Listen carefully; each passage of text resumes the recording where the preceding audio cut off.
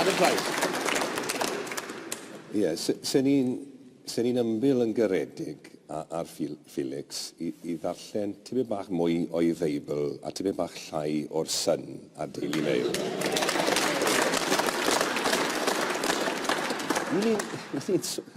Dwi'n poeni wir am ddyfodol dynoliaeth pan fi'n gryndo ar y math yna o sylwadau. Mae'r byd ar dan ar un o bryd. Mae mwy o ffoaduriaid yn yr oes sy'n ni'n byw ynddo fe, nag unrhyw gyfnod arall ers yr ail ryfel byd.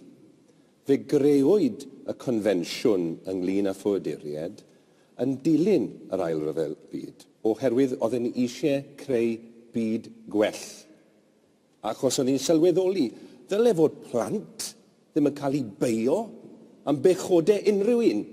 Nid nhw sy'n gyfrifol, mae 9,000 o blant ar hyn o bryd yn cysgu yn strydoedd yn Ewrop.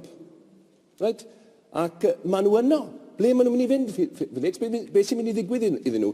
Nagos gan gennym ni gyfrifoldeb tuag atyn nhw. Mae rai yn Ewrop ble a'r peth mwyaf creulon am beth sydd wedi digwydd. A cofiwch chi, Alf Dubs, ynddo fe, wedi dod ar y cinder transport ei hun, mae wedi bod ar y daith yma. A'i welliant a sicrhaodd a lloches yma i'r plant. A'r peth mwyaf creulon i gyd ydy bod rai o'r plant mae wedi cael addewid gan yr elusennau sy'n gyweithio gyda nhw, a mae'r elusennau nawr yn ystod yr oriau dyddiau diwethaf wedi gorfod gweithio nhw, mae'n flin dyn ni.